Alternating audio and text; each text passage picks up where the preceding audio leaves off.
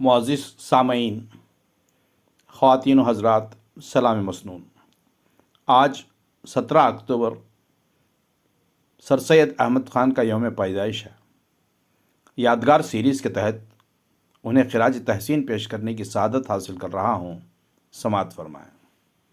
بانی علی گڑھ مسلم یونیورسٹی سر سید احمد خان قوم کی تعلیمی پسماندگی کو دور کرنے کے لیے وہ مفکر ہی نہیں بلکہ کوشاں بھی رہے تھے، اور انہی جذبات کے تحت علی گڑھ مسلم یونیورسٹی کو قائم کیا، اور آج دنیا کے ہر حصے میں علی گڑھ مسلم یونیورسٹی سے تعلیم یافتہ طلباء ملت اسلامیہ ہی نہیں بلکہ غیر مسلم ہندوستانی اور مختلف ممالک کے لوگ بھی فیضیاب ہو رہے ہیں۔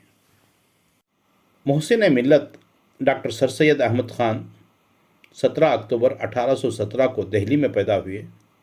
یہ نہایت معزز اور شریف خاندان سے تھے۔ ان کے اسلاف عرب سے شاہ جہاں بادشاہ کے عہد حکومت میں ہندوستان تشریف لائے اور شاہان دہلی کے دربار میں بڑے بڑے عہدے پر فائز ہوتے رہے۔ ان کے والد میر تقی نہایت خان بزرگ اور ان کی والدہ نہایت خوش سلیقہ تعلیم یافتہ خاتون تھیں۔ تربیت اولاد میں انہیں خاص ملکہ تھا۔ قرآن شریف پڑھنے کے بعد ابتدائی عربی فارسی کی تعلیم حاصل کی اور 22 سال کی عمر میں عدالت صدر امینی دہلی کے سر رشتہ دار مقرر ہوئے۔ کچھ دنوں بعد کمشنری آگرہ کے نائب منشی مقرر ہوئے۔ 24 دسمبر 1841 میں مین پوری کے منصف ہوئے اور وہاں سے بدل کر فتح پور سکری اور اس کے بعد دہلی آئے۔ 1842 میں بہادر شاہ نے جواد الدولہ عارف جنگ کا خطاب عطا کیا۔ 1857 میں مستقل صدر الصدور بنا کر بجنور بھیجے گئے۔ 1858 میں مراد آباد کی سب ججی پر ممتاز ہوئے اور غازی پور، علی گڑھ، بنارس سے سب ججی کی خدمات انجام دینے کے لیے بھیجے گئے۔ 1 اپریل 1886 کو بنارس چھوڑا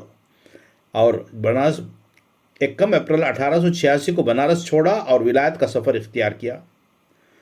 6 اگست 1868 کو گورنمنٹ انگریزی سے CSI کا خطاب اور تمغہ عطا ہوا۔ 2 اکتوبر 1870 کو ہندوستان واپس آئے اور 24 مئی 1875 کو مدرسۃ العلوم علی گڑھ کی بنیاد ڈالی۔ 1876 میں نہایت نیک نامی اور عزت کے ساتھ آپ نے پینشن لی اور اپنے آپ کو قومی خدمت کے لیے وقف کر دیا۔ 24 مارچ 1898 میں سر سید کو احتباس بول کا عارضہ لاحق ہوا اور 28 مارچ کو 81 برس کی عمر میں بمقام علی گڑھ رحلت فرمائی اور مدرسۃ العلوم علی گڑھ کالج کی مسجد کے بیرونی حصے میں دفن ہوئے۔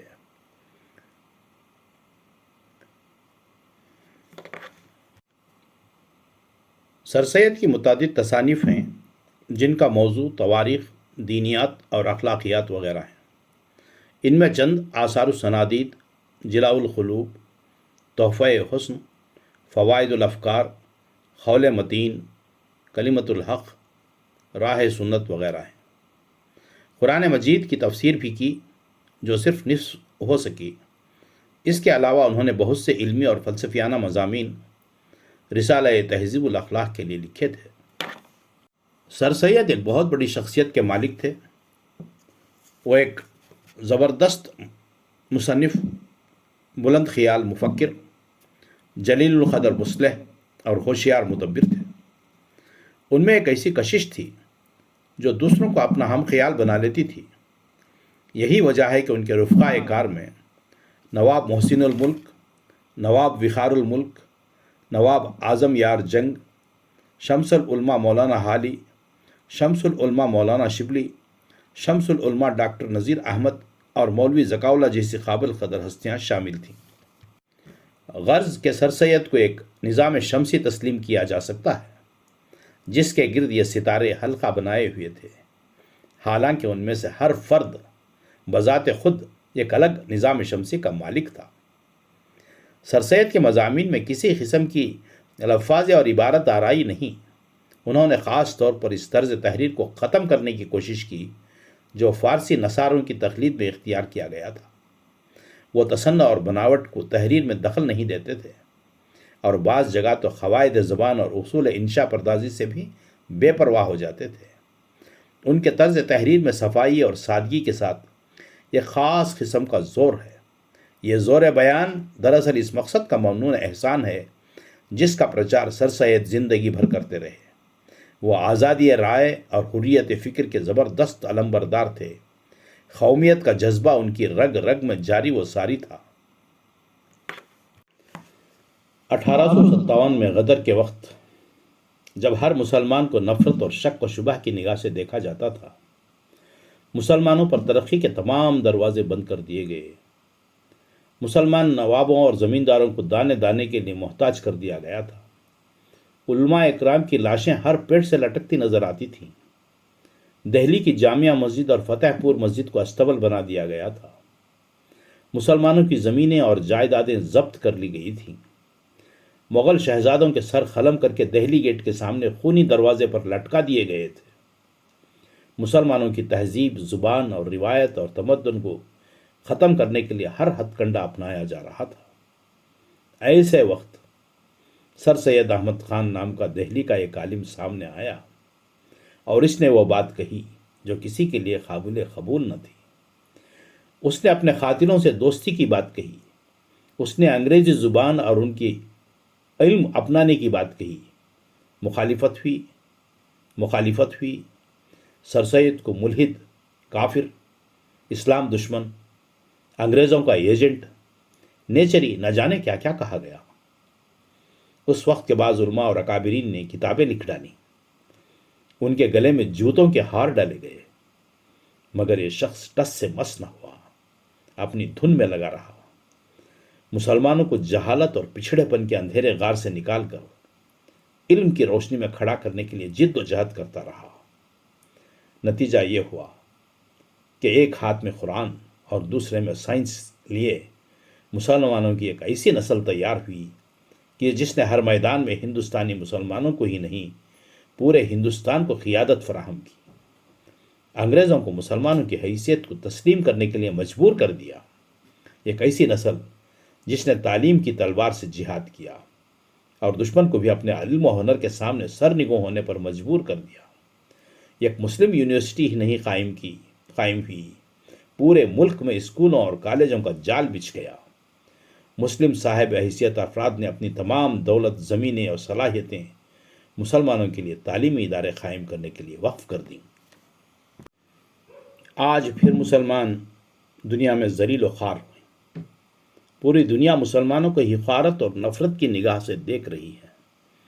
آج صرف ہندوستان کو نہیں بلکہ پورے عالم اسلام کو ایک سر سید کی ضرورت ہے، مگر سر سید جیسی شخصیتیں صدیوں میں ایک ادبار ہی پیدا ہوتی ہیں۔ اب کوئی اور سر سید پیدا نہیں ہوگا۔ اب وقت آ گیا ہے کہ پھر سے ہر شخص کو سر سید بننا ہوگا۔ اب وقت آ گیا ہے کہ پھر سے ہر شخص کو سر سید بننا ہوگا۔ ہر مسلمان کو اپنی جگہ رہ کر جیسے بھی ممکن ہو تعلیم و ترقی کی تحریک چلانی ہوگی۔ تعلیم و تربیتی پروفیشنل ادارے قائم کرنے ہوں گے۔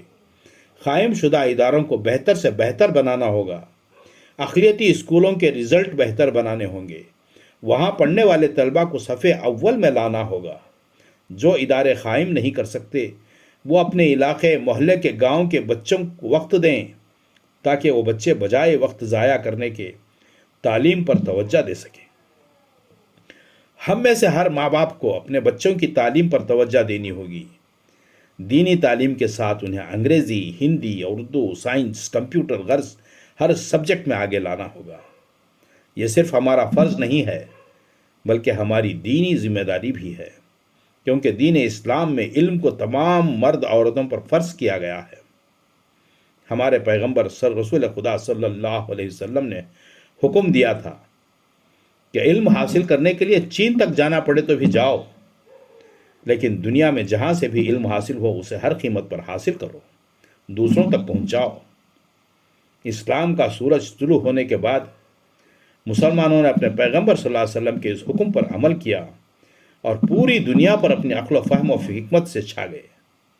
مسلمانوں نے بہترین سائنسدان، آرکیٹیکٹ، ریاضی دان، ڈاکٹر، حکیم، مورخ اور ماہر لسانیات پیدا کیے۔ علم چین اور ہندوستان اور یونان سے لے کر پوری دنیا میں پہنچایا۔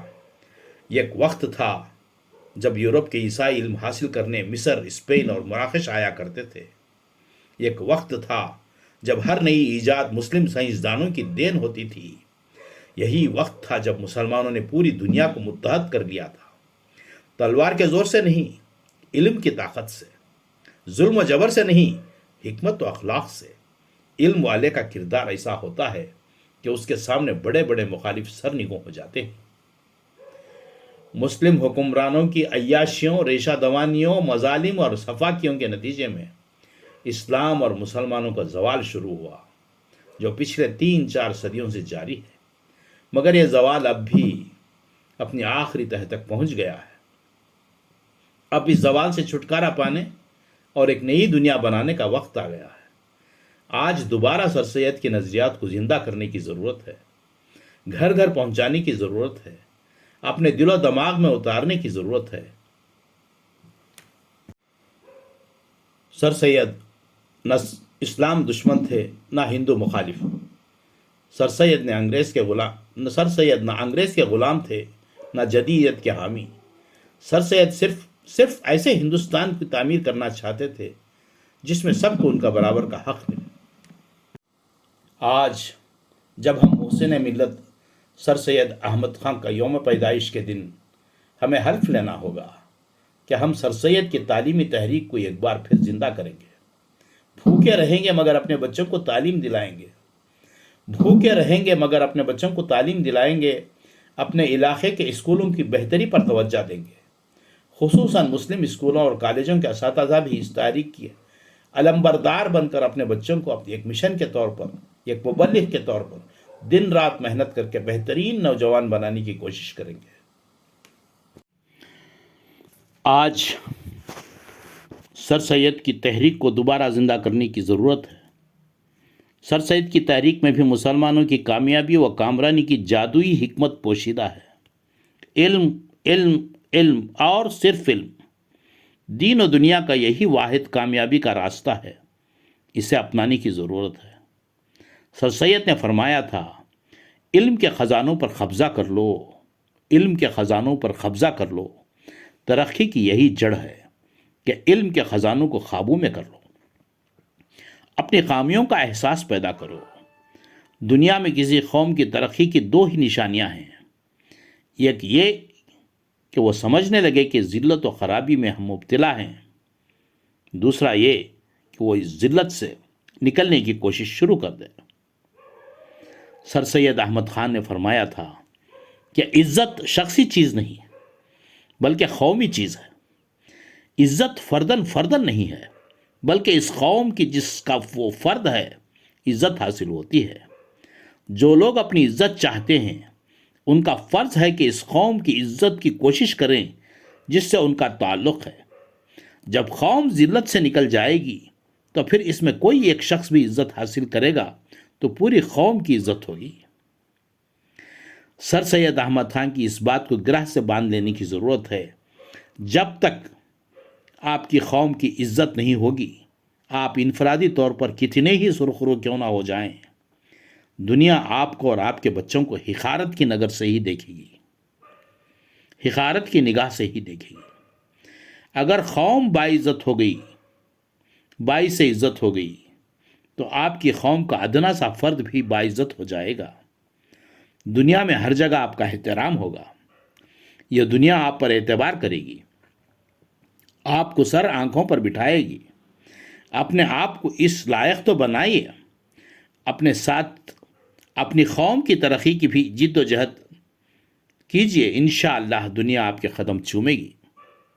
سر سید کے دل میں اسلام دوستی کا جذبہ اتنا مستحکم تھا کہ وہ اس کے اظہار غیر مسلموں کے سامنے بھی بڑی صفائی اور بے باکی سے کر دیا کرتے تھے، اور عیسائیوں کے دوست ہونے کے باوجود عیسائی مشنریوں کے مدرسوں میں مسلم لڑکوں کی تعلیم دلانے کے سخت مخالف تھے۔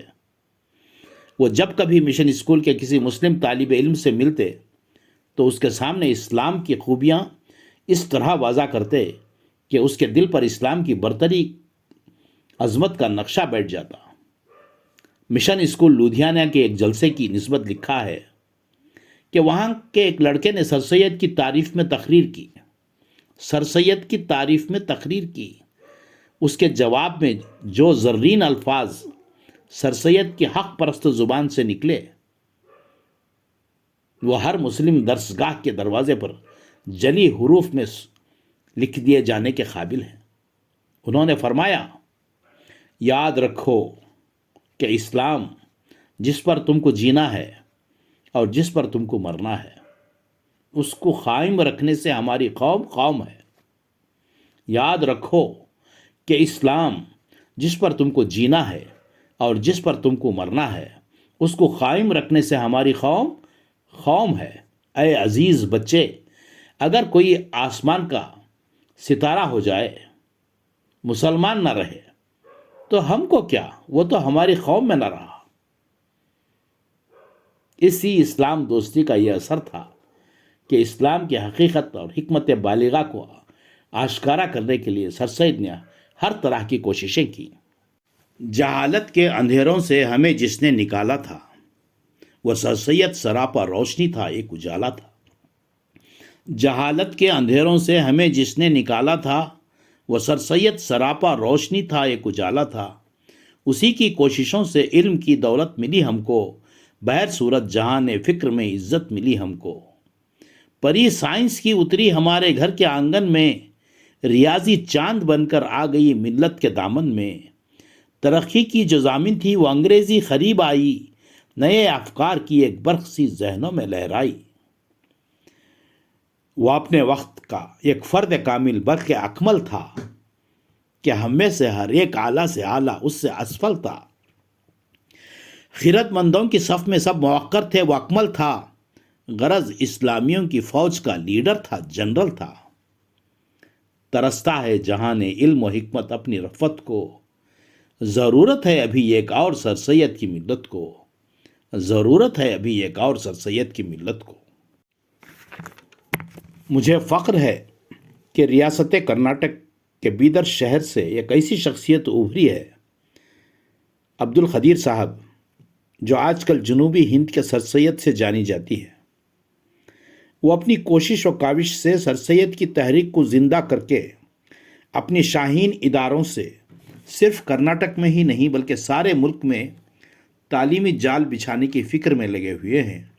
انہیں مبارکباد ہے، انہیں صد مبارکباد ہے۔ مدرسے کے بچوں کو عصری تعلیم سے روشناس کرانے کی دھن میں ہیں۔ اللہ رب العزت ان کی اس سعی کو قبول فرمائے، آمین ثم آمین۔ یہ حقیقت ہے کہ وہ قوم کبھی ترقی نہیں کر سکتی، وہ قوم کبھی ترقی نہیں کر سکتی جو وقت کا ساتھ نہیں دیتی، جو وقت کا ساتھ نہیں دیتی۔ سر سید کی تعلیمی تحریک ایک ایسی تعلیم مسلمانوں کو دلانا چاہتے تھے جو ان کے تمام مسائل کا حل بن جائے۔ اگر ان کے راستے پر مسلمان چلتے اور یہ تحریک 200 سال سے جاری ہوتی تو عالم اسلام کے تمام مسائل حل چکے ہوتے۔ اس تحریک کو 200 سال گزر چکے ہیں اور اس کے زیر اثر ساری مسلم دنیا میں تعلیمی اداروں کا قیام ہونا چاہیے تھا اور ملت کے ایک ایک فرد کو تعلیم یافتہ ہونا چاہیے تھا، مگر افسوس ایسا نہیں ہوا۔ ہماری باتیں ہی باتیں ہیں، سید کام کرتا تھا۔ نہ بھول و فرق جو ہے کہنے والے کرنے والے میں، کہے جو چاہے کوئی، میں تو یہ کہتا ہوں اے اکبر، خدا بخشے بہت سی خوبیاں تھیں مرنے والے میں، بہت سی خوبیاں تھیں مرنے والے میں۔ اللہ رب العزت سے دعا ہے کہ سر سید کو کروٹ کروٹ جنت نصیب فرمائے، جنت الفردوس نصیب فرمائے، آمین ثم آمین۔ وآخر الدعوانا ان الحمد للہ رب العالمین۔ والسلام۔ ڈاکٹر آر عبدالحمید آپ کی دعاؤں کا طالب۔